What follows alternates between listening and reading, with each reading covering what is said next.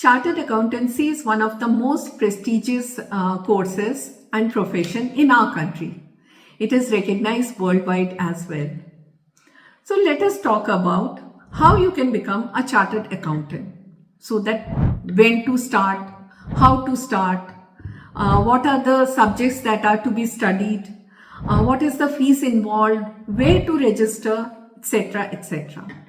So hi, I'm Vinita Sengupta, a chartered accountant in this discipline for the past 25 years. Now today I'll guide you in every step to become a chartered accountant. So nowadays our institute has allowed every student to start quite early. So what do you mean by early? Early means as early as if you have made up your mind that you want to pursue this course, then you can register yourself immediately after clearing your class 10th board exams. Remember, class 10th board exams, you can register yourself with the institute. But you will be able to sit for the foundation course only after you clear your class 12th board exams. So what is the use? If you register for the course, then the institute will allow you to get the study materials. So if with this study material, you can start preparation immediately when you are in class 12. This is an added advantage.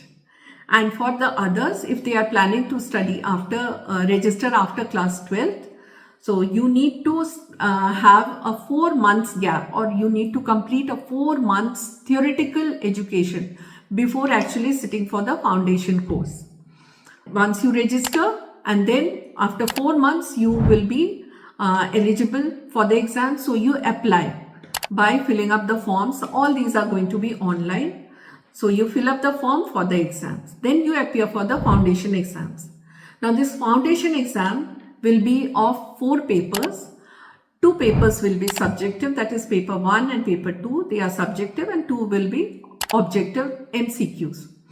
So these 2 papers which are objective, they will be having negative marking. That means for every wrong answer, 0.25 marks will be cut. So in detail, I'll explain to you about the course papers and all later on in a different video.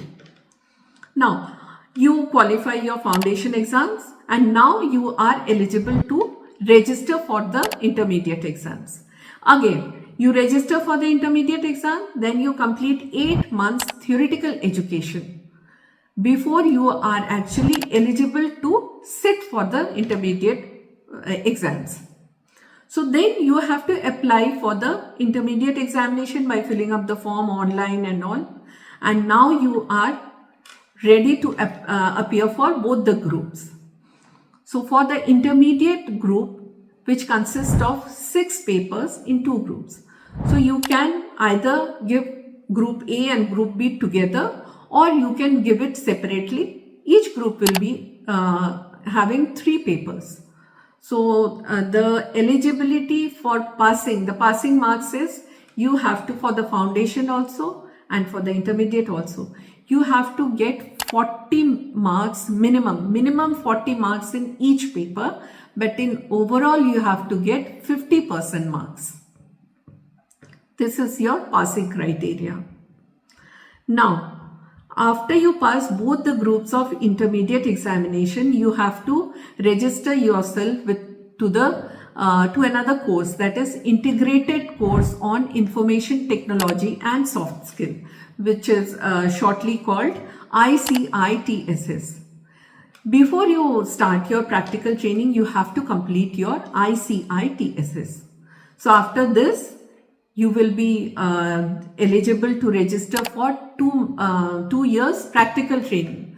This will be done under any chartered accountant. You have to complete this 2 years, and you will be getting a stipend for this also. So after you complete your practical training also, then you will be able to register for the final course. So after the registration of the final course, you will be you have to complete a 4 self-paced online modules and qualify the online assessment on this. This is a new thing. So you have to complete your 4 self-paced online modules. You complete your practical training and then undergo another advanced ICITSS. This also you have to complete before appearing for the final exams. Now you apply after you have completed all these and then appear for the final examination. This also consists of 2 groups. You have to get a 40 marks in each paper and overall you have to get a 50% in order to pass. Even if you get 40 marks in all the papers and you have passed all the papers, and if you are not getting the required 50% marks in all the papers, you will be considered to be failed. So qualify both the groups either individually or together, and then you become a member of the institute. Now let me talk about the direct entries. For the direct entry, who are eligible for direct entry? So one is those candidates who are graduates and postgraduates in commerce, having secured an aggregate of 55% marks in their exam, they can have direct entry. And for those graduates and postgraduates of non-commerce stream, they will have direct entry only if they secure 60% marks. These are the 2 categories, and the third categories are those candidates who have passed the intermediate level examination of the ICS, the Institute of Company Secretaries of India, and the Institute of Cost and Management Accountants of India. These people can register directly. So what they will do is they will register with the Board of Studies for the intermediate course. So even those students who are giving their final exams of the graduation, they can also get a provisional registration, but they will be actually allowed to the course only after showing their final pass certificate.